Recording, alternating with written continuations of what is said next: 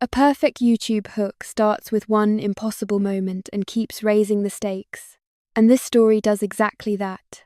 A new nurse is thrown out of a trauma bay, saves a dying soldier anyway, hears him call her by a secret name, and then watches a powerful colonel arrive before he can fully talk. From that point on, the hospital becomes a chessboard of lies, timing, and escape, where every reveal feels bigger than the one before it.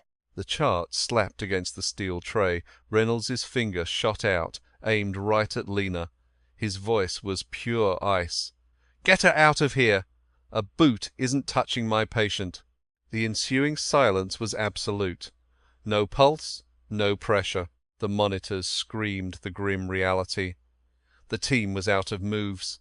They were about to lose a soldier to the cold tile, not the hot sand. The moment Lena Foster entered Metro Health, her focus was a laser. She walked past the memorial plaques and the sterile government-issue decor. Hitching her pack, she checked her watch 0654, 6 minutes early, and located the main desk. The new post was the least of her worries. A younger nurse, Sarah, looked up, her eyes going wide before she offered a weak smile. "You must be Lena, the new transfer?" "I am." Sarah slid an ID badge toward her. "Welcome. Dr. Reynolds is the trauma chief, and he's on the warpath." "How bad?" Sarah's voice dropped to a whisper. "He made a resident cry before 0800 last week. Keep your head down. Don't try to be a hero. That's the only way to survive him." Lena clipped the badge to her scrubs. The ER at Metro Health was a constant storm. It was the hub for 3 counties of active duty personnel, their families, and a legion of veterans. It treated injuries most civilian doctors only read about, from IED blasts to the unseen scars of PTSD. The organized chaos was merely background static to Lena. She moved through the morning with a detached precision, logging vitals, updating charts, and fielding questions with an unshakable calm. A senior nurse named Marcus watched her for 20 straight minutes before finally approaching. "You've been in the thick of it before," he said. A statement, not a question. "Been where?" she asked, her attention fixed on an IV bag. "This, the whole damn show. You carry yourself like you've worn the uniform." "I had good teachers," she replied. Marcus met her gaze, gave a slow nod, and walked away. There was an intensity to Lena Foster that just ended conversations. By noon, they had processed 14 patients. A couple fractures, 1 burn case, 2 head injuries. A slow day. Then the radio crackled. Lena was charting when the call came through. She heard it first.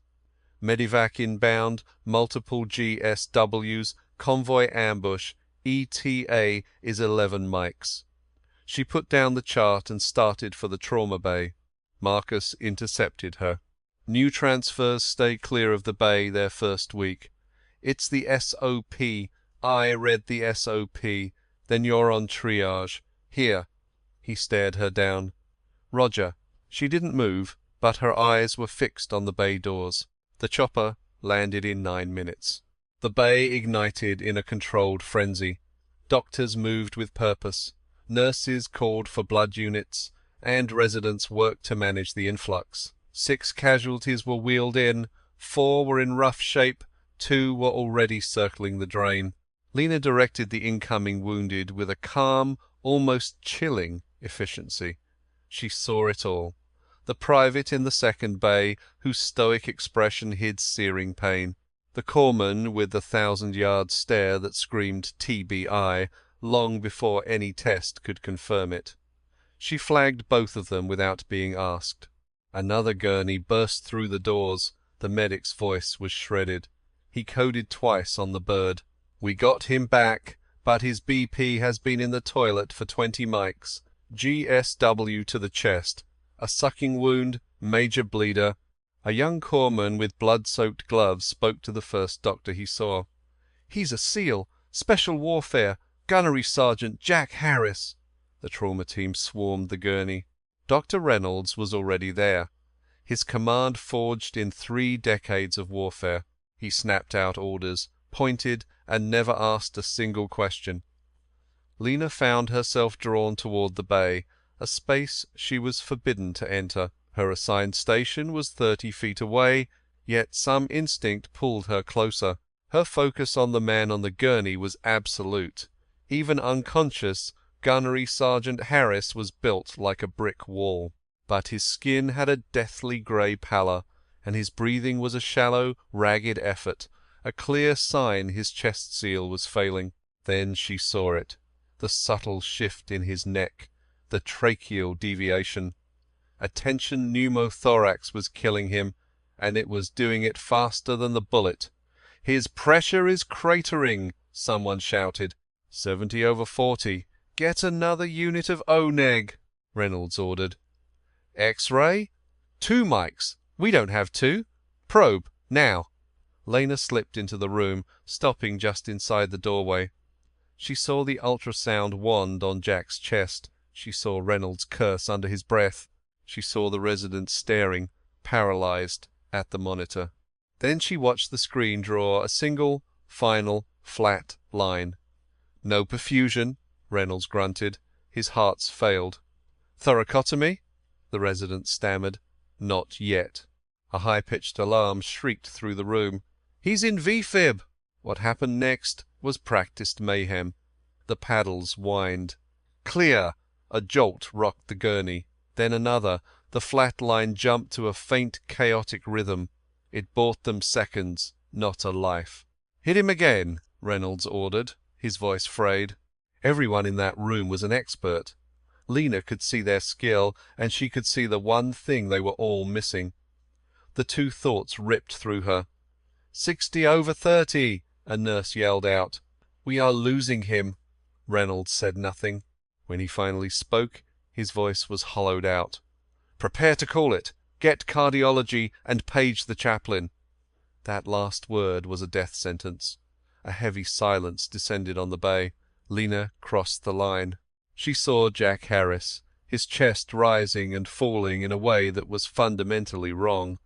She saw his slack hands, the monitor ticking away his final seconds. And she felt something she hadn't felt in years. It wasn't fear. It was a cold, razor-sharp purpose. It was absolute certainty. "He's not dead yet," she said. Her quiet words cut through the room like a scalpel. 3 people turned, Reynolds among them. He glared, his face like stone. "Who in the hell are you?" "Lena Foster. New transfer. And you are not supposed to be in here. Out. Sir, with all due respect, his trachea is deviated. You're missing a tension pneumothorax. I said out." His voice was a whip crack. "Now, get her out of my trauma bay. I will not have a boot touching my patient." No one moved. It wasn't defiance. Her complete composure was more commanding than his rage. Reynolds took a step toward her. That was not a request. "Leave now, or I will have the MPs escort you from this hospital." "Copy?"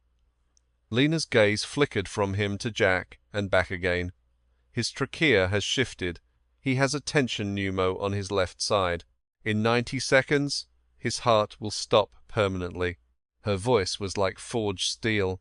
"So you can have me removed, or you can check his chest. You do not have time to do both." A tense silence choked the room. Reynolds was vibrating with fury. The resident beside him was in shock. Marcus stood frozen in the doorway like a statue. A new, piercing alarm broke the standoff. "Pressure is down to 50, the nurse cried out, her voice cracking. For a heartbeat, Reynolds was perfectly still, then he snatched a decompression needle and shoved it at Lena.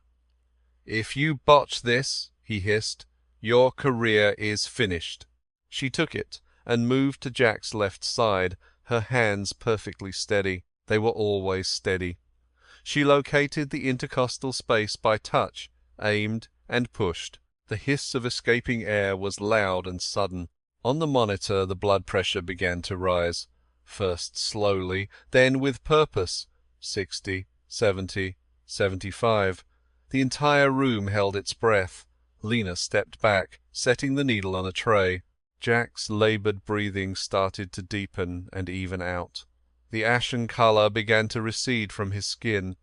He was still on a razor's edge, still bleeding internally, his life hanging by a single thread. But he was stable. "Foster," Reynolds said, his voice cutting through the new quiet. She met his gaze. He paused. "Stay." And so she stayed. For the next 40 minutes she integrated with the team as if she had been there for years. She never questioned Reynolds, but when she saw an issue, she addressed it, and each time she was correct, adjusting a pressure drip, calling for a slight tilt to improve blood flow. She even repacked a chest wound that a field medic had clearly messed up. The resident, a young doctor named Evans, watched her with open admiration. "Where did you learn how to do that?" he asked in a brief lull.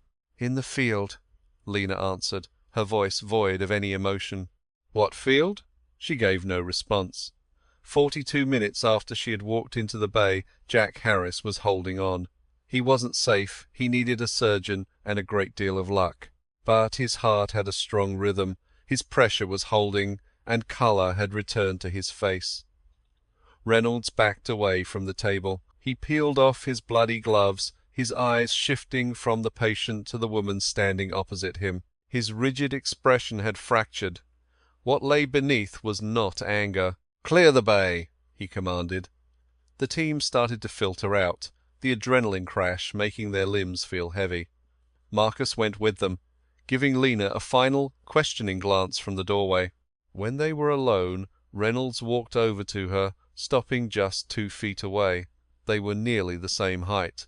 "Your file says you graduated from Jefferson Health 18 months ago," he said flatly.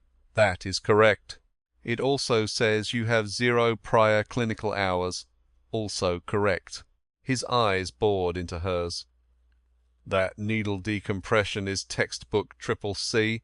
They don't teach that in civilian nursing programs. And that wound packing technique is a Tier 1 skill. I've only ever seen JSOC medics do that." The silence stretched on, the only sound the steady beep of the heart monitor. 2 hours earlier, everyone in this room had declared Jack Harris a lost cause. Lena held Reynolds's gaze, then looked back at Jack. "He needs a surgeon within the next 4 hours. That field dressing is not going to hold his subclavian," she stated, "and his lung needs to be monitored. I want his breath sounds checked every 30 minutes. Reynolds didn't contest it. "Paging thoracic," he said, turning, then stopping at the exit. He spoke without turning his head. "Good eye on the chest, Foster." From him that was high praise, not an apology. Lena pulled a chair over, assessing the wreckage of Jack's face, ashen and bruised, but alive. The man was, impossibly, still alive. His hands rested slack on the sterile white sheets. A sharp white scar on his right hand spoke of some brutal history. Her own expression was a careful void. She sat with her hands clasped, her eyes fixed on the steady rhythm of his heart on the monitor. Outside the room, the controlled chaos of the ER flared up. But here, there was only the hum of equipment, the man, and her. Her hand instinctively ghosted over her scrub pocket, finding it empty. It was expected. She hadn't used that particular instrument in ages, but the old reflex remained, a phantom itch. Jack's numbers held steady. He was alive by sheer, bull-headed will. His system just wouldn't quit. Lena kept her silence. After 15 minutes, a Dr. Cole came in. He was a young guy, maybe mid-20s, his face not yet worn down by the job. He carried a tablet, his curiosity practically radiating off him. "Thoracic is en route, ETA 40 minutes, he said. "Good," she answered, her voice flat. Cole hesitated, his gaze moving from Jack to her. "Can I ask you something?" he finally ventured. "You can. Reynolds told you to stand down. But you didn't. Why? His tone was cautious. Anyone else would have backed off. Lena inhaled slowly. Most people, she replied, her eyes locked on Jack, didn't see what was right in front of them. And what was that? A man who refused to die. Cole absorbed that with a nod and departed. Lena returned to her watch. She absorbed the details others would overlook, the scar, the set of his shoulders.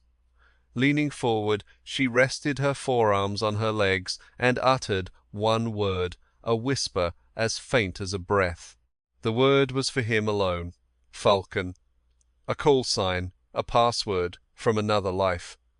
On the monitor, his heart rhythm jumped a tiny aberration, but it was there. The green line on the display pulsed with a renewed strength, as if some buried part of him had received the signal. Lena settled back in her chair, quiet. She simply waited for Sergeant Jack Harris to claw his way back. It was no movie scene, no sudden recovery. It was a marginal change in his vital signs. The trace on the screen firmed up, the beeps grew more confident, like a man deep in a hole hearing a familiar call. Lena saw it, and said nothing. She settled back in, her face an emotionless mask.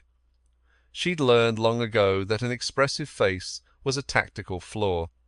She had been waiting for 6 minutes when Marcus appeared in the doorway, like an apparition. He didn't come in, just leaned on the door jamb with his arms crossed, watching her. He had the expression of a man whose understanding of the world had just been upended. "Reynolds needs a debrief in 20, he stated. "I'll be there," Lena confirmed. Marcus remained where he was, his gaze flicking between the monitor and her. "How did you know?" he asked. "The pneumo." His trachea looked centered. "It was off by 3 millimeters," she answered. "You have to know what to search for." "And you did." She met his eyes. "I did." He uncrossed his arms, then crossed them again, an obvious internal struggle playing out. "Where did you get your trauma experience?" "Your file claims, Jefferson." "They don't teach you to place a needle that fast there." Lena's gaze held steady. "It wasn't a standard rotation." "Unofficial?" Marcus said the word as if it tasted foul. "I'll be at the debrief in 20, she repeated. He studied her for another moment before he finally retreated. She could hear his steps receding down the hall. 41 minutes after she had spoken the call sign, Jack Harris's eyelids trembled. Not open, just a flicker, a sign of a man fighting his way back from the abyss. His scarred right hand twitched.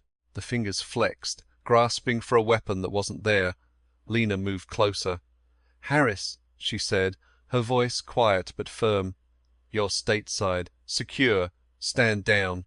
His head turned slightly. "Stay still," she commanded, her tone leaving no room for argument. The hand on the bed relaxed. His pressure was 88/54, dangerously low, but survivable. His respiration evened out. His oxygen saturation hit 91% and began to rise. His own body was joining the fight. To an outside observer, Lena looked perfectly composed, a carefully constructed lie. Inside, she was a dam holding back a flood. She had mastered this control in places where showing emotion was a death sentence. You just buried it, locked it down tight. You kept your voice even, your hands stable. You executed the mission. Later, in private, you might let it go. She believed that part of her life was over. She was wrong. Life, as she well knew, didn't care about your plans. Dr. Cole came back in 20 minutes with the thoracic surgeon. Dr. Evans was a woman in her 40s who carried herself like a master sergeant. Evans grabbed the tablet, evaluated the patient, then Lena, then Cole.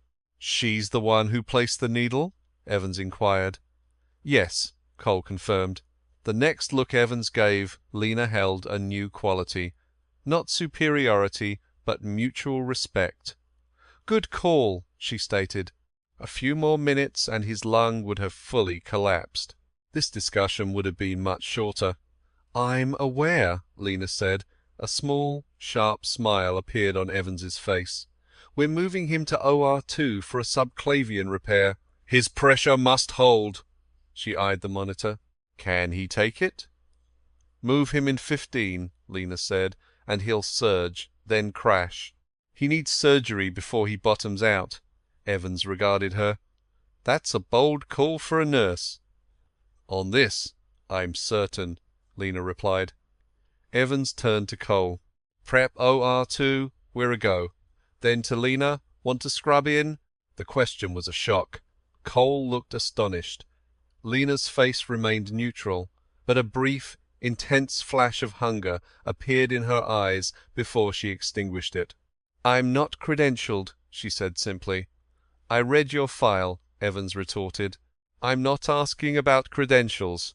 I'm asking you." The silence stretched for a moment before Lena rose. "Show me the scrub sink." The debrief with Reynolds was scrapped. As they moved Jack, the ER got slammed with a vehicle rollover and a soldier with chest pains pulling Reynolds back to the front line. Lena recognized the pace. Lulls were just intervals between engagements. The hospital was a combat zone. Complacency got you hurt. In the operating room, she stood just outside the sterile area, assisting Evans with clamps, suction, and vitals. She called out Jack's numbers with a steady confidence that made the tech glance at her twice. "Not your first crisis," he remarked. "I've been downrange," Lena replied quietly. He assumed she meant the military, and she let him. The tech, a man in his 30s, gave a sharp nod and turned back to his equipment.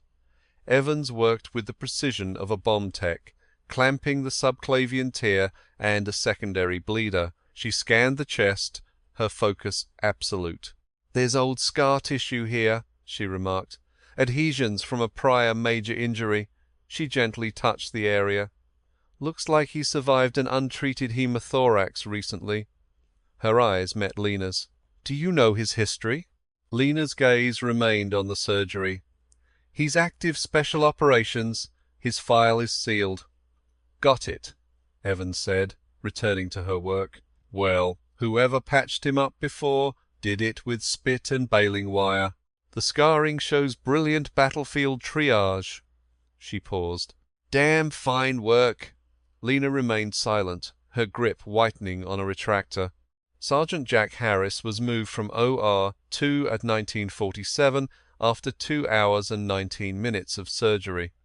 He was breathing unassisted, a fact Evans called a welcome surprise.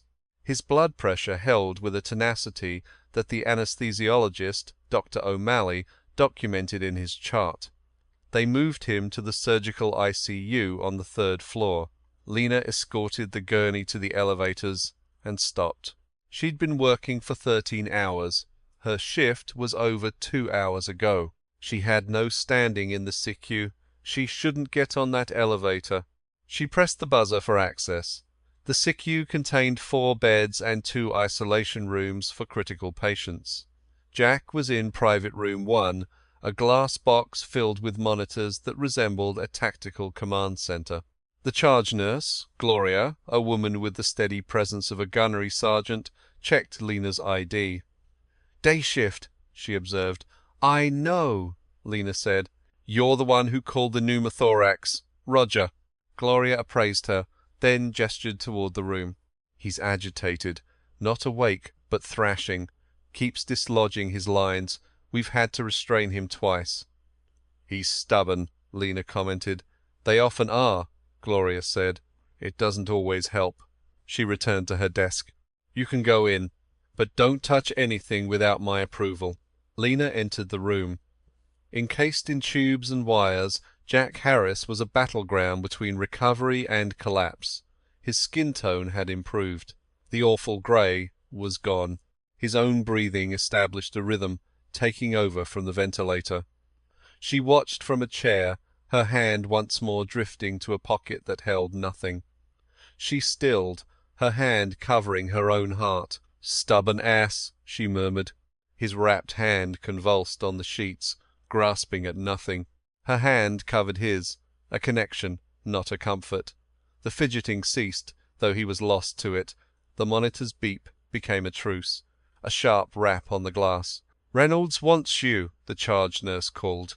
Lena pulled back, scanned his vitals on pure instinct, and headed out.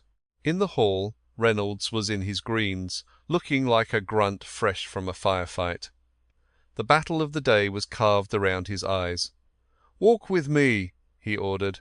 They moved past the busy station to the dead-end corridor. He stopped at the window, facing her. "Hands in his pockets," he said. "I ran your file." She knew he would. "It's clean.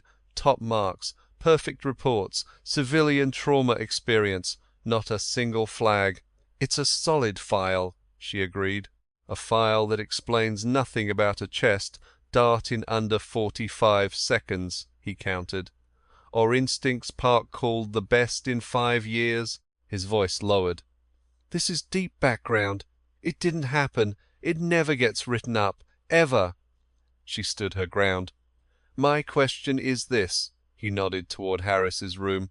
"Is he your guy?" All the sound in the hospital just faded away. Her answer was surgical. "No conflicts with my current duties." He searched her face, giving nothing away, then nodded sharply. "Go rack out, Foster. Be on deck at 0700. She remained at the window, glass cool against her palm. A Humvee idled in the lot below. A ghost under the orange lamps. A ghost of her past. Her hand dropped. Back in the SICU, Gloria just lifted an eyebrow. "Soon," Lena promised. The veteran nurse looked at Harris, her composure cracking just for a second with worry. For 11 years, Gloria had been a fixture here, a guardian through long nights. She passed Lena a cup of sludge-black coffee. Lena accepted, returning to her vigil by the rhythmic machines. Time, 21:47, noted by reflex. Harris uttered something. Not a breath, but the echo of a word clawed up from somewhere deep inside. She was over him in a heartbeat. Harris. His lids trembled, fighting their way up from a drowning dark. "Harris," she repeated, her voice an anchor in the fog. "You're back home. You're out of surgery." A shattered sound left his lips, but the meaning was clear to her. It was perfectly clear. Shadow. Not a name, a call sign. A ghost identity from a server a world away. A name buried for 2.5 years. The knot of fear in her throat was instantly dismantled. Leaning close, she whispered for his ears only, "I'm on station. You're secure. Stand down." His hand twitched. She grabbed his hand. He gripped back. Gloria appeared at the door. Lena flashed a curt hand signal. "Hold position." The nurse didn't move a muscle. The grip was faint but intentional, not just a spasm. He was surfacing, fighting for purchase. His eyelids strained to open again. They shot open. Stormy grey eyes, fogged with drugs and the trauma of transit. They swept the room, then zeroed in on her. The haze was still there, but recognition cut through. Something primal. "You're Kilo India Alpha," he rasped, his voice like grinding stones. "Affirmative," she said. "You're here," he stated, a verification. "I'm here." He closed his eyes, not retreating, but securing his ground. He didn't release her hand. Gloria entered, her routine movements now tinged with a new respect. Her quiet exit and the soft click of the door were deafening. For 40 minutes she sat, waiting until his vitals leveled off. His grip went slack, and her instincts confirmed he was clear of danger. Then she moved. She squared her scrubs, scanned his sleeping face one last time, and exited. An elevator arrived. As the doors closed, she exhaled a single, heavy breath. While she descended, Sergeant Jack Harris remained upstairs, breathing. She got 4 hours and 40 minutes of rack time, not enough, but her training woke her with a jolt at 0517. Waking up was instant, a system restart.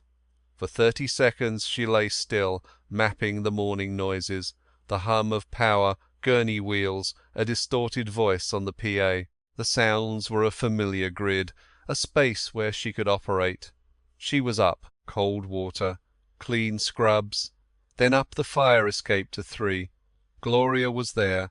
They had survived the night. The fire door clicked.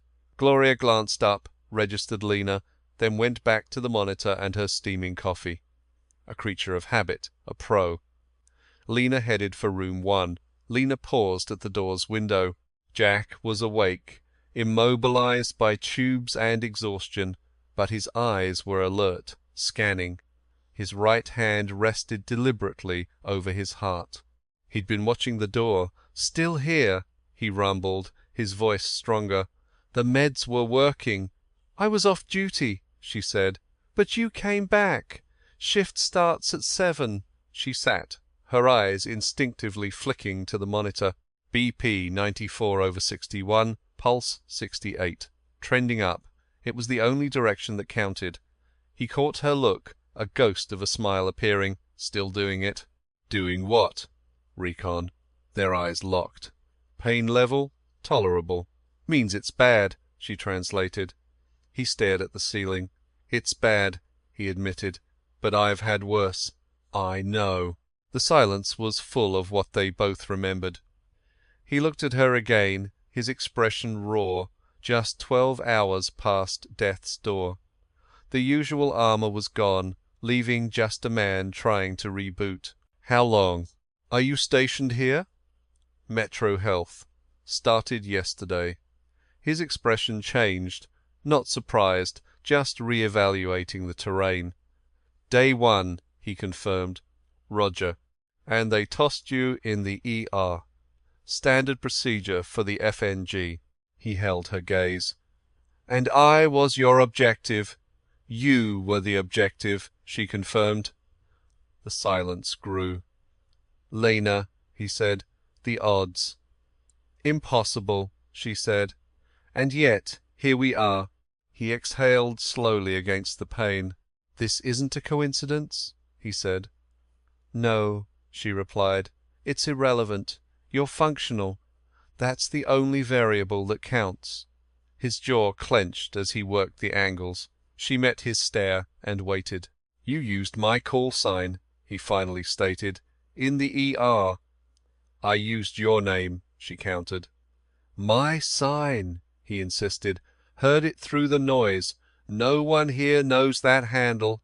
Just like no one here knows you were ever in the field. Their eyes locked on the shared, unspoken fact. He shut his running scenarios, his mind escaping his body. His fingers twitched. He mouthed, When? When what? Get out. 2.5 years ago, she said. His eyes opened. The program. Affirmative. The program. The protocol for making operators disappear. A scrubbed record. Her own exit involved 3 handlers. Jack's knowledge proved his clearance level. They retired you, he stated. I requested removal, she corrected. Different things. Why? She looked from her hands to his face. I was becoming too effective, she said. Becoming something I couldn't be. He accepted it without question. He had seen it before. He just knew. Anyone here know? Negative. Reynolds, the CO, is smart. He won't poke around. For now, Jack echoed. For now, silence. Then, I have a sit rep. Her focus narrowed instantly. Her posture went rigid. The convoy, Jack said, his voice now a debriefing drone. It wasn't a random IED. Jack, rest. His hand shifted, gripping the bed rail, weak but resolute. It was an ambush. Pure and simple, he rasped. 3 kill boxes across a 4-click stretch. They knew our route, our schedule. He took a ragged breath. They had our goddamn roster. A cold dread settled in Lena's stomach. Her face remained an impassive mask. It was a setup. A complete burn, he corrected, his voice strained. They had our CAS window down to the microsecond. His desperate eyes found hers. I lost 3 of my boys. Lena. The rat gave them the grid. Your after action is in, right? Sent a flash report before we were wheels up, he grated. But there's a problem. She waited. Someone on my report's distro, he said carefully, is above my pay grade. Someone who can bury this entire operation. Lena didn't move. The monitor kept a steady, rhythmic beep. A medical cart clattered past, a sound from another world, completely detached from the debrief happening inside. "You picked here and now for this?" she asked. "It's now because some fool bird could be here for my official report any minute," he retorted, his gaze sharp. "Besides, you're the only one in this entire hospital who doesn't officially exist." The weight he just handed her felt like a blow to the gut. She absorbed the scene, him, the machines, the web of tubes keeping him breathing, and she saw it all. She considered the quiet existence she had so meticulously built. Now it was fracturing. "Who's got eyes on you?" she pressed. "The medics? The command post? And the brass they report to? Which could be the same snake in the grass you're looking for?" His look confirmed it. In a single, smooth motion she was on her feet, the choice made. Asterisk. "You have to get back in the fight." Asterisk, she told him with her eyes. Asterisk. "Get your numbers up. System online. You can't do that if you're circling the drain. Asterisk, asterisk. So you will lock it down and get some rack time." "That is an order." Asterisk, her mind snapped, sharp as surgical steel. Asterisk. "You activated me." "I'm on it. But I can't run this op if you're a liability." "Stay put. Let the body do its work." Asterisk. He locked eyes with her for a long moment, then finally conceded with the agonizing slowness of a man losing an internal war. "You always did have that command presence," he whispered. "Rest," she said again. He complied. She stood by until his breathing evened out, about 3 minutes later. She left the room with a measured, unreadable stride, her professional face cemented in place. At the nurse's station, Gloria was handing off to the day shift lead, Daniel, a man whose composure was earned over 20 years in this building. He spotted Lena leaving room 1. "You look like you need a caffeine 4. I need a standalone terminal," she said. Daniel considered her. "We've got workstations. An air-gapped one," she clarified, "isolated from the hospital net." He sized her up. "Admin has one on the 3rd floor for sensitive records. Reynolds has to authorize it." "I'll get it," she stated. She took the stairs, finding Reynolds in his office at 0649. He'd either been here all night or was in before sunrise. Both were par for the course for the man in charge of the trauma wing. Coffee on his desk, he was studying a wall of charts. He glanced up when she entered, his expression braced for trouble, just not this early. "Foster," he acknowledged. "I need access to the annex station on 3, she said flatly. He set down his mug.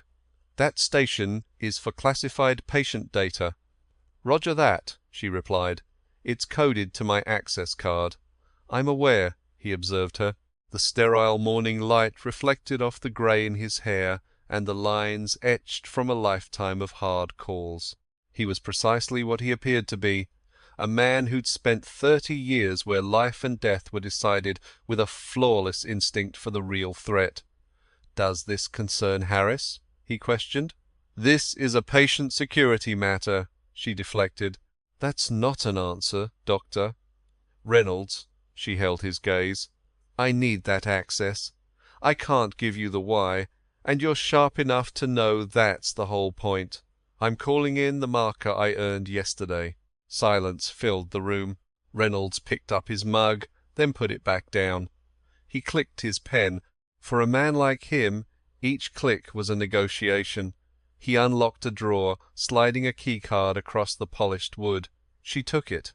"Whatever is happening," he said, his voice low, "you're on my turf here.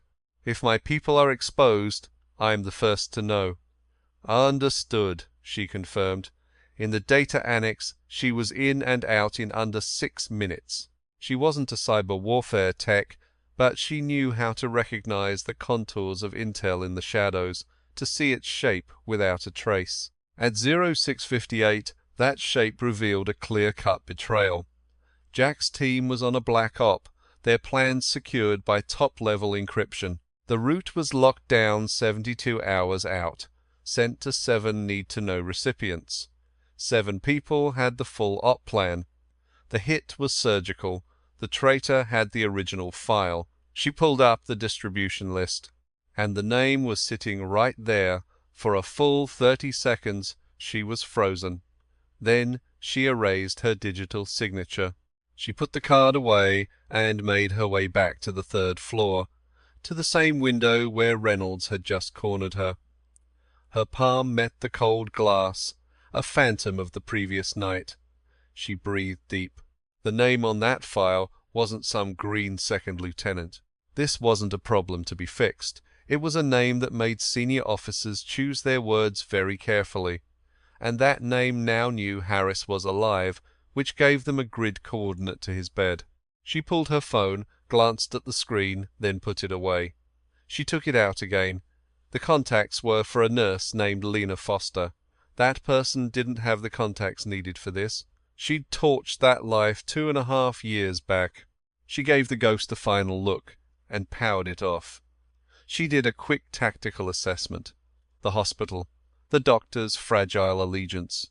A locked ICU with one way in, run by a charged nurse with a combat vet's intuition who knew a friendly building could turn into a kill zone. She had Harris breathing, and she had herself. It had been enough in the past. She moved from the window and headed back to the SICU. At 0714, Marcus found Lena at a different desk, her focus on Jack's chart a stone wall. He walked up to her. "Roster says you're in the pit." "I'm assigned here this morning," she replied without looking at him. "The ER is a war zone, Lena." Her gaze snapped to his, her tone pure business. "You knew something was wrong yesterday. You felt it before the bird even spooled down, and you know I'm not some boot." He was silent. "I'm not asking for the whole picture," she said. "I'm asking you to trust your instincts. No matter what else is happening, he's breathing because of what I did, and I need to stay on him."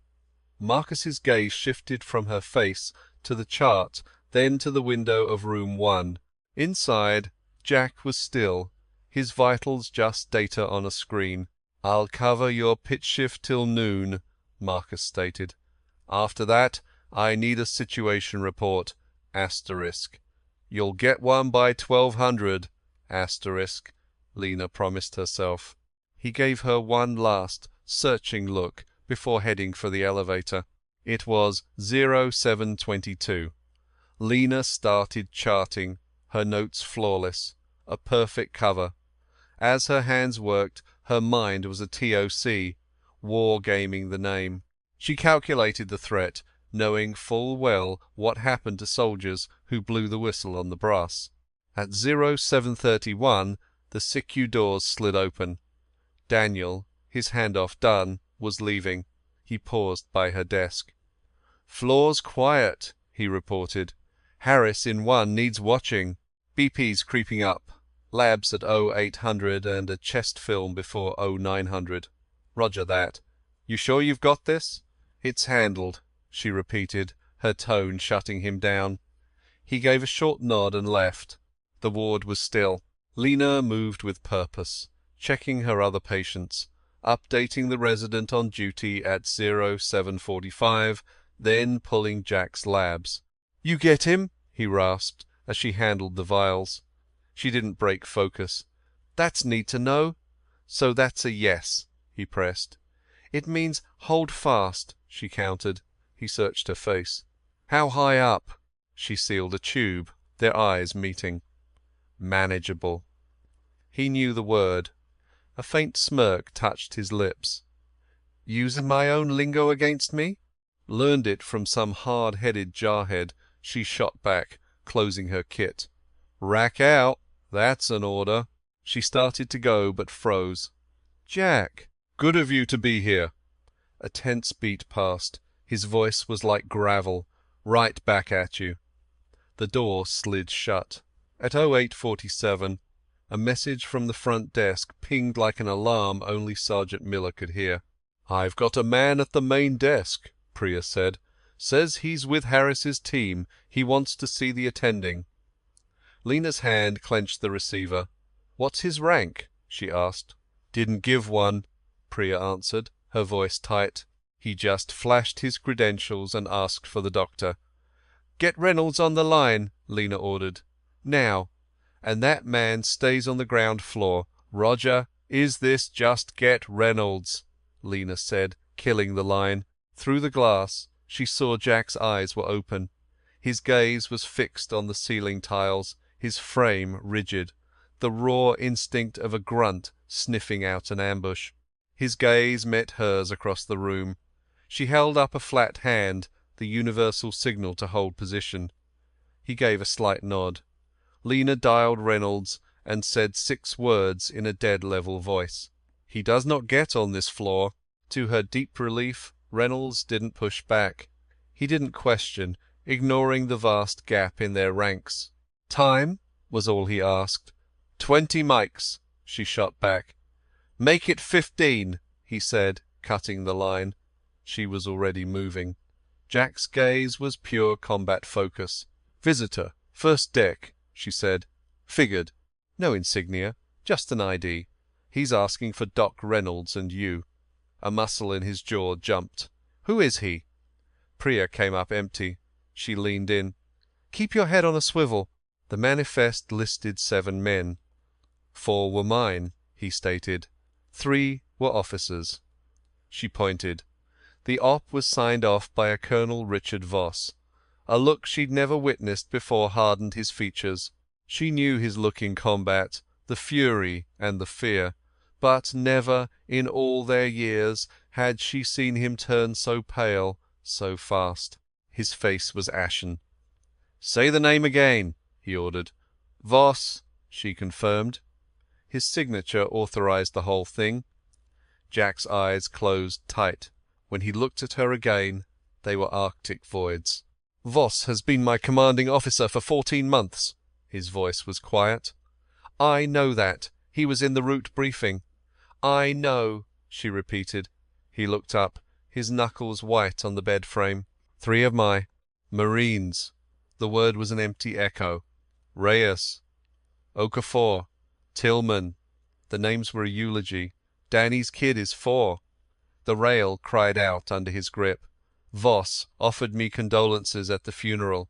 His gaze locked on hers, the room feeling smaller. "Confirm it. Is that Voss downstairs?" Jack struggled upright. "If it's him, he's not here for my health." "I agree," she said. "But you're safe in here." "He won't try anything here," she stated. "He's just verifying the target is down. The real move comes after." Jack's focus shifted inward, running threat scenarios in his mind. She saw her own detached calculation mirrored in his gaze. "Get a visual confirmation," he commanded. "Reynolds bought us 15 mics. Down to 12. Move out," was his only reply. She was gone. At the nurse's station, she messaged Priya. "The guy at reception," she whispered. "I need eyes on confirmation." Low profile. A moment passed before Priya's reply came, her voice calm to mask the tension. IDs on his left lapel. "I have visual. Hold. 9 seconds stretched into eternity. Confirmed.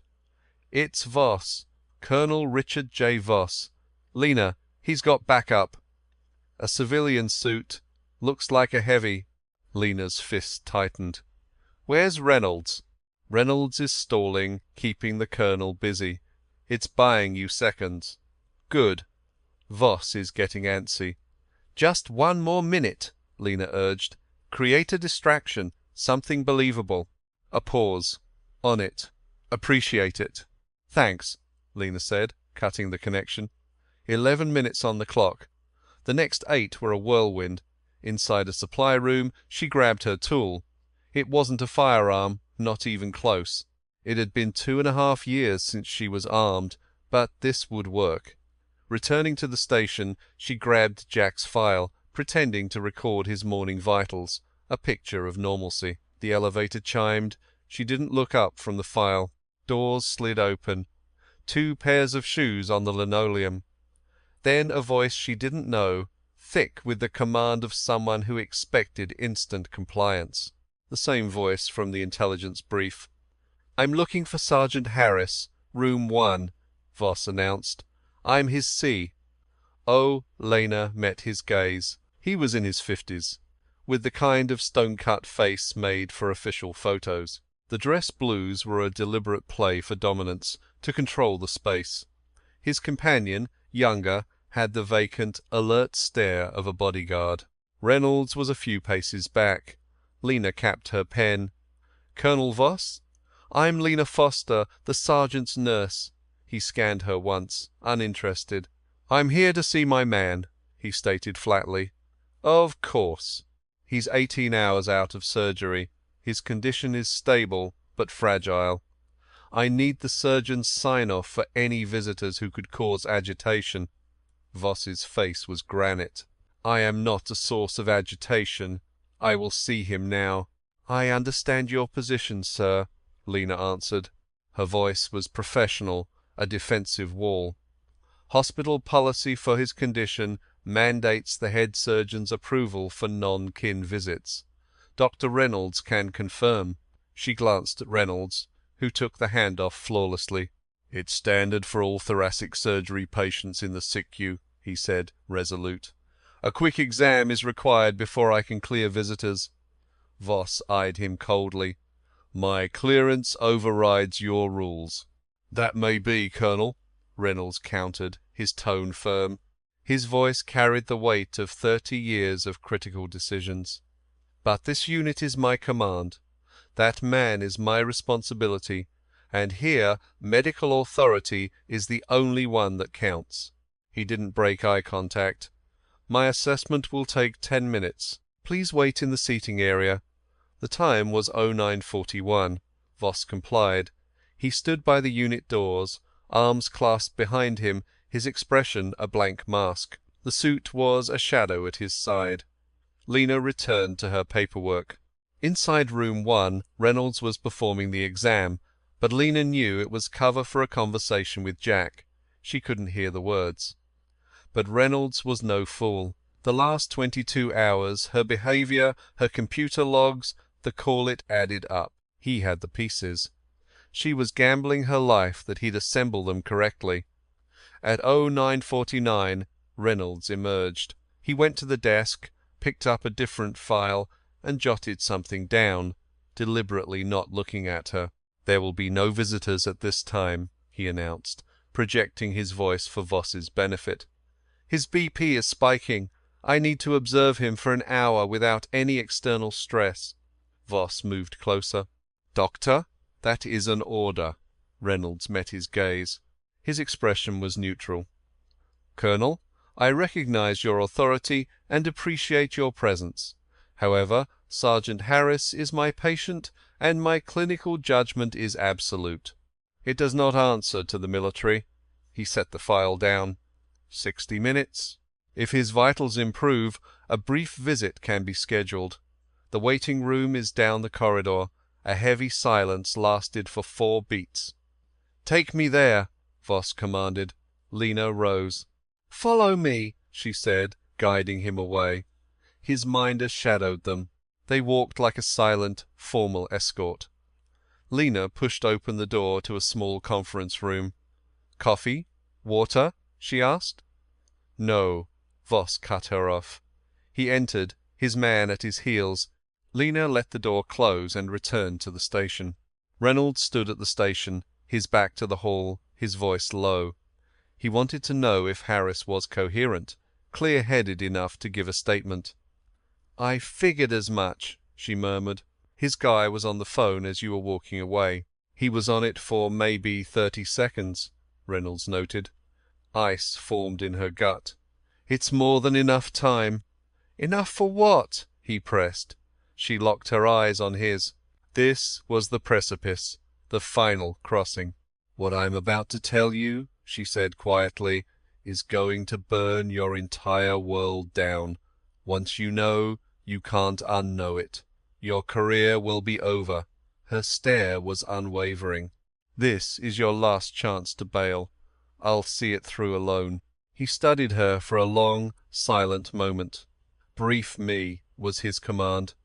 She gave him the whole ugly story, the ambush, the doctored intelligence, the hit list, and the real objective, and the colonel in the waiting room, there to confirm the job was done. Reynolds's expression was blank, but his eyes told the story. Disbelief, then rejection, then the crushing weight of the truth, hardening into a resolve she recognized as her own. He was silent for a full minute. "We need to get Harris out," Reynolds said, his voice devoid of emotion. "Agreed. Not just another room. Out of this hospital." "I know. I can authorize a medevac to Belvoir," he said. 40 clicks away. "We have medical justification. The chest tube is legitimate. Wheels up in 1 hour." She was floored, completely blindsided.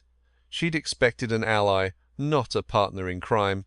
He was diving into the inferno right alongside her, accepting all the risk. "Do you understand the line you're crossing?" she pressed. "I'm moving a patient to a facility with superior care," Reynolds stated. "It is my responsibility." "But," she started. "It is my sworn duty," he cut in, his voice iron, "and it's medically necessary. He needs the transfer." "Give me 30 minutes to get the flight arranged," he said. "Your job is to keep Voss busy until that helicopter is spooled up." "He won't move for 30, she promised. Her mind was a whirlwind of calculations. The handler, the call time was running out. She assessed her assets, the hospital's maze-like corridors, and the single weapon she could wield with precision: the truth. A well-placed fragment of it would immobilize Voss better than any security detail. She headed back to the meeting room. She rapped once and entered. Voss was staring out the window. His handler, who'd been using his phone, snapped to attention, the device disappearing. "I apologize for the delay, Colonel," Lena began. Voss's posture shifted entirely. It wasn't friendliness. She doubted the man was capable of it. It was a strategic shift, reacting to a new element on the board. "For what?" he asked. "The delay," she said, sitting opposite him, uninvited. Her fingers formed a steeple, her expression one of clinical detachment. "Sergeant Harris asked me to hold you back." Voss went rigid. "He's been awake since 0600. He's lucid. But when I said you were here," he requested a moment. "The man's not right," she said directly. "I don't have the op details, Colonel, but it's weighing on him. He knew 3 of the KIAs. A flicker in Voss's eyes, a micro-tell she logged instantly. She missed nothing. "He's a Marine," Voss stated, his voice flat. "He is," she agreed. "And they don't air their laundry. They see it as weakness." The quiet stretched. "Just give him some space." "I'll take you in." Voss's eyes sharpened. His stare was a physical pressure. "This man is too important to you," it said. "I'm just thorough," her own glare countered. "First week," he observed. "A test." She didn't bite. "That's correct. And you're personally overseeing this frogman's case. I was lead surgeon. He's my patient, which gives me a tactical advantage," she added. After a long calculating look, Voss leaned back. "You have 15 minutes." "Understood," she replied, standing. "I'll get you when he's ready." She exited with a controlled gait, her face a blank slate. The second she rounded the corner, she broke into a run. Destination: Room 1. Inside, Reynolds was briefing Jack, speaking low and fast, a datapad in his hand. Jack's eyes locked on Lena the instant she entered. "Time? 15 minutes, max. Reynolds is handling the extraction. Belvoir is the destination. Reynolds cut in. Specialist is on standby. The orders are being processed." He faced Jack. "Can you manage a 40-minute transport?" Jack looked to Lena. His vitals are stable. She checked the chest tube dressings. If we clamp the drain and he stays immobile, the risk is acceptable. Your definition of acceptable? Jack countered. Better than being a stationary target, she shot back. Their gazes locked. It's a go. Reynolds moved out, silent and fast. As Lena secured his lines for the 40-minute ride, Jack started. The guy with Voss. Young, in dark civvies. Not a Marine? Jack said. Not current. Anyway. Stance is off, but he's trained. The way he watched the exit. He's a contractor. Voss brought in a spook, Jack concluded. Lena processed the intel, her hands never faltering. So Voss is off the reservation. Which means he's spooked, Jack stated. Men like him only hire mercs when they're scared. His voice hardened. He knows, I know. He can't know the whole story, Lena said. He has to plan for the worst case, Jack replied. Which this is. 10:23. 11 minutes gone. Marcus entered. Marcus, I need you, Lena said immediately. Figured, he answered. Get to the consult room. Tell the colonel that Reynolds needs him on deck 2 for intake paperwork. Standard procedure, a complete lie. Buy me 6 minutes. Marcus glanced between them. You promised you'd explain by noon, she said. It's 10:23, he replied. I'm aware. The tension was thick. He squared his shoulders, adjusted his credentials, and left, the very picture of routine, a perfect play. Lena exhaled, refocusing. You trust him, Jack noted. I trust my monitors, she corrected. That's it. 10:31. At the window, Reynolds held up 5 fingers. 5 minutes. She turned to Jack. When the team arrives, do not move. Do not resist. Don't even twitch. I know the procedure, he snapped. It's not in your nature, she countered. A ghost of a smile touched his lips, sparking something she quickly extinguished.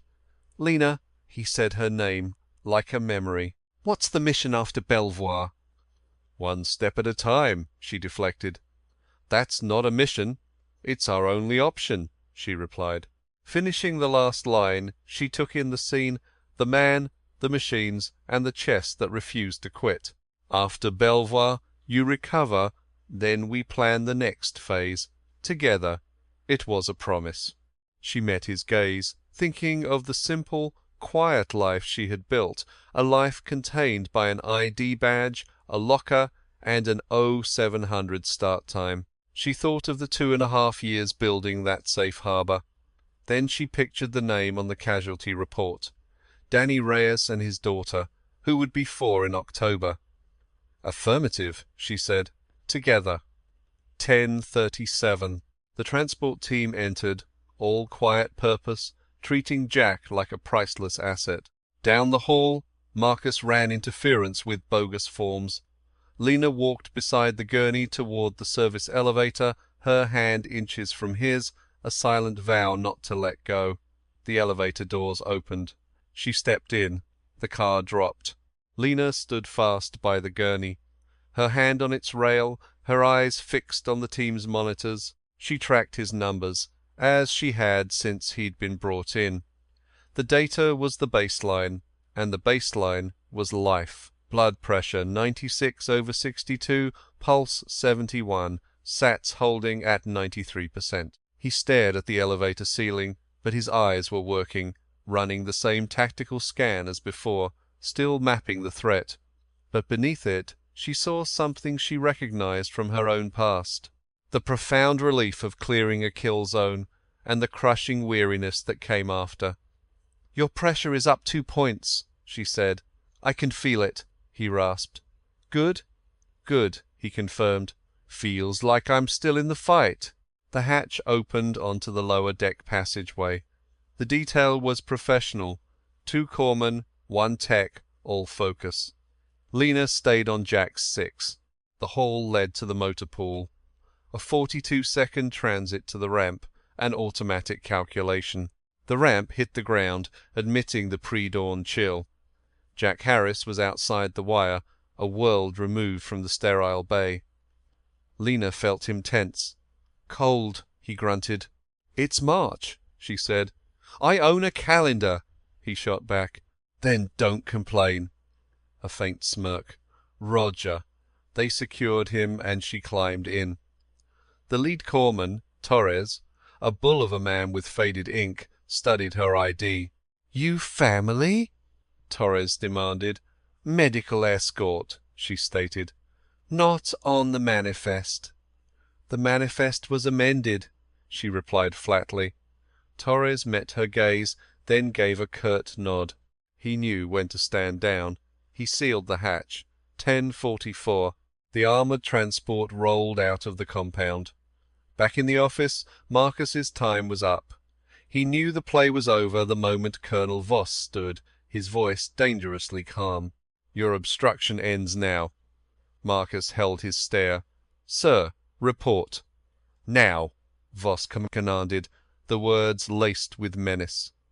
Voss was certain it was a trap, and Marcus refused to spring it. Voss burst from the office, his shadow already on a satellite phone. He strode into the trauma bay, straight for stall 1. Through the glass he saw it. A stripped bed, blank monitors, gear on the floor. He froze for a full 4 seconds. He spun toward the duty desk. A young corpsman stared back, terrified. "The Marine! Stall 1! Where is he?" Voss snarled. "Medivase, sir," the kid stammered. "Wheels up about 15 minutes ago." "Destination?" Voss ground out. "It's all in the official orders, Colonel," Reynolds said, materializing in the doorway. In civilian clothes and holding a datapad, he radiated an authority that stopped Voss in his tracks. Backed by 30 years as a Navy doctor, he owned the space. "Landstuhl," Reynolds announced. "Thoracic consult. It's by the book and non-negotiable." He held out the datapad. The transfer was legit. Voss's rage turned to ice. Voss glared at the doctor, then at his contractor. A subtle shake of the head confirmed it. The asset was gone. "This is not over," Voss promised, the threat encompassing everyone in the room. Reynolds remained motionless. Voss spun on his heel and stormed away, his shadow close behind. When the elevator doors shut, the medbay breathed. Reynolds went to the comm station and dialed a secure line. After 3 rings, it connected. "Commander James Reynolds, Medical Corps," he identified himself. "Connect me to the Inspector General's office. I'm reporting a security compromise and lodging a formal complaint." The line went quiet for a moment. "Copy. I'll hold." While he waited, 40 kilometers down the road, Lena's burner phone came to life. A reply from a number she'd pinged at 0715. A ghost contact, dormant for over 2 years. The text, "Copy. In motion. Protect the asset." Lena read it and put the phone away. "Good news?" Jack asked. "Yes," she said. "The next phase has begun." "Whose phase?" "Someone well above Colonel Voss," she replied. "They were waiting for a green light." "That after-action report you filed," she started, "what was its distribution?" "Straight to the IG." "I went outside the chain," he said. "It was a gut feeling." "A damn good one," she confirmed. "Your report lit the match.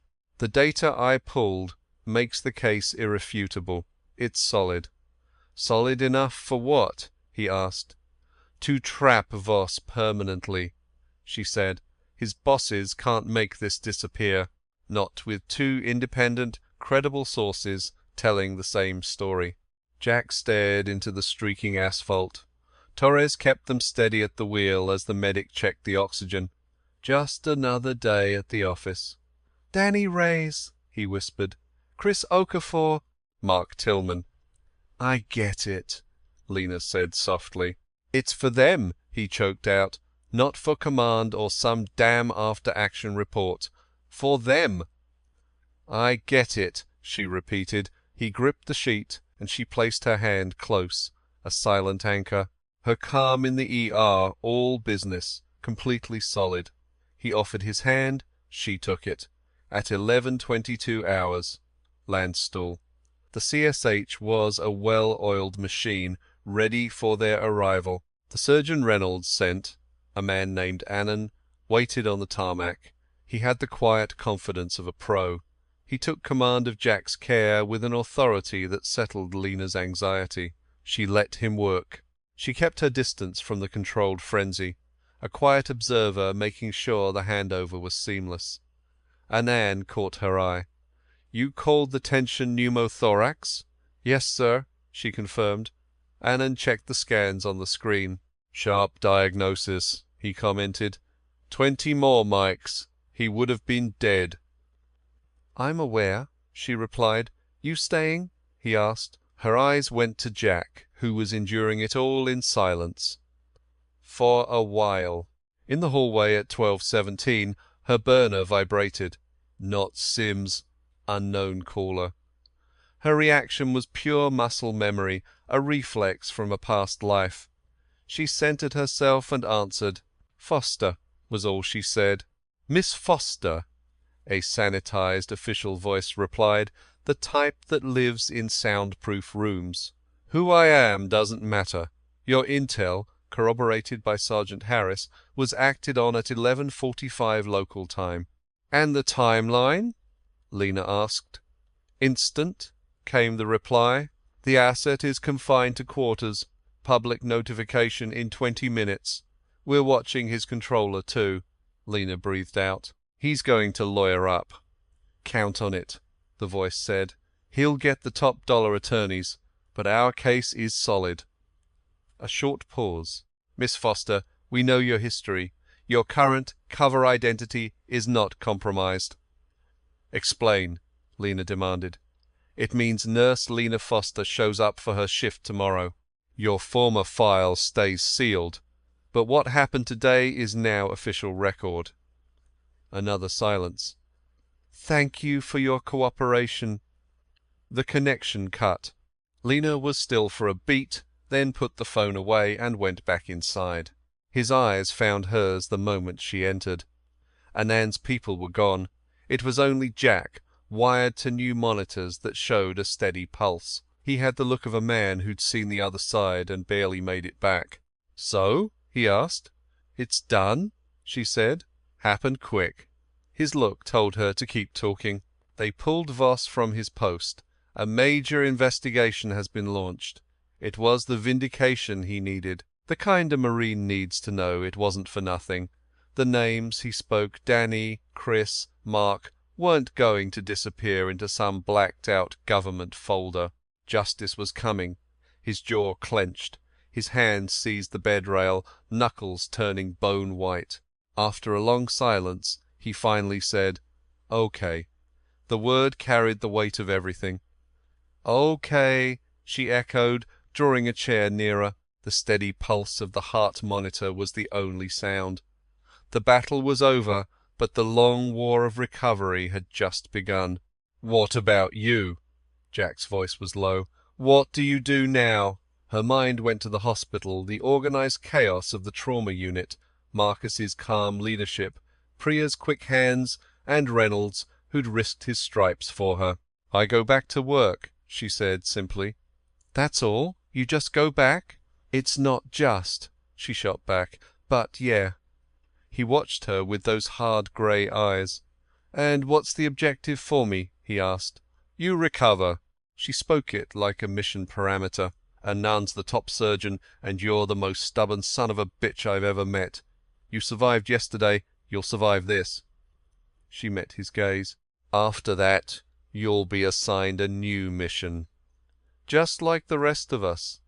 And if my next mission is finding a woman named Foster?" The question was quiet, no theatrics, but it hit like a body blow. He was dead serious. She met his stare, her cover story suddenly feeling like paper armor. She remembered him, half-conscious, whispering her old call sign, and she remembered saying his first name in reply. "We can talk about that when you're not wired to a machine and full of donated blood," she parried. "You didn't say no," he noted. "No," she conceded quietly. "I didn't." A small smile touched his lips. At 13:48 her phone buzzed. It was Reynolds. She took the call in the corridor. "I just finished with the IG," Reynolds said, his tone even. "They've got my official statement. The inquiry is a go." "I'm tracking," she said. "Heard about 20 minutes back. Things are in motion." A pause. "You know people." "New people," she amended. "Some seem to remember me." "Lena," he started, and her name sounded different now. He sounded like a man who'd stepped over a lion and was calculating the fallout. "Is this going to cause blowback for my team?" "No." Her answer was final. This problem was specific to Corporal Harris. He brought it here. It didn't originate in our AO, and it stops here. "But you're the one in the hot seat," he pointed out. "Only until the investigation is complete. Then I'm clear too." Another pause. "Priya thinks you're some kind of spook," Reynolds said. A humorless laugh almost escaped her. "And your response?" "I told her you're a damn good nurse," he replied. "Because you are." "Yeah," she conceded. "That part's true." "We could use you," he added. "It's chaos in the ER." "I'll be there tomorrow morning," she said. 0700, he verified. 0700, she confirmed. Hanging up, she sagged against the wall and closed her eyes. The building's steady hum was a backdrop, uncaring of the turmoil inside its rooms. She allowed herself a single second to flash through the last 26 hours. Crackle of the radio, the Marine on the gurney, the sharp hiss of the needle that saved a life, a name spoken in a whisper, his hand holding hers, a key card, an encrypted call, and Marcus ready to throw down. 3 names, like spirits, breathed at the ceiling tiles while he gripped the rail. She let the image go. She pushed off the wall and went back in. He was out, his exhausted body finally winning the battle against his own stubbornness. He was breathing steadily, his right hand flat on the blanket, the scarred skin visible in the low light. She stood at the foot of his bed, watching the green line of his heartbeat. His chest rose and fell, his body's sheer grit refusing to quit. Reynolds was right, she was a hell of a nurse. But she was something else too, an old tool sharpened by years in the shadows that she'd tried to leave behind. Yesterday hadn't been her fight. She never looked for this war. She'd clocked in at Metro Health Military 6 minutes ahead of schedule, hoping for a quiet shift. Fate, as usual, had other plans. She was long past being surprised. She was done feeling bad about what she was built for. She pulled the chair closer and stood her watch. She was there at 0300 and there again at 04. When he woke at 0422 and found her there, she just held his gaze. His eyes locked on hers, the low hum of the room filling the silence as the day wound down. At 1717, a text came from her contact in Arlington. Just 2 words. Voss secured. She put the phone away and turned to Jack. "It's finished," she told him. He didn't move. She watched the news land, like a final, solemn note in the space where Danny, Chris, and Mark lived in his memory, the place where the images of Voss, the convoy, and the ambush were burned into his brain. She saw his jaw clench, his throat work, as he took in the end of it all. He wasn't pushing the pain away, he was facing it down. "Okay," he exhaled, the word a complete surrender. "Okay," she confirmed. She reached over, her hand covering his. He didn't have to bridge the gap this time. Lena Foster had clocked in as just a nurse. She clocked out as something else, something older and more complete than she'd felt in years. She was someone who knew you don't pick one life over the other. The nurse was real, the operative was real. They both existed for the same reason, to be the wall between decent people and the things that tried to hurt them. She'd done it yesterday with a chest tube and a few calm words. She'd do it again if she had to. And she would show up at Metro Health at 0700 on the dot, because that's who she was. All of her, with no regrets. The mission, whatever its form, was never really over. Only the battlefield changed. And Lena Foster had never been afraid of the terrain.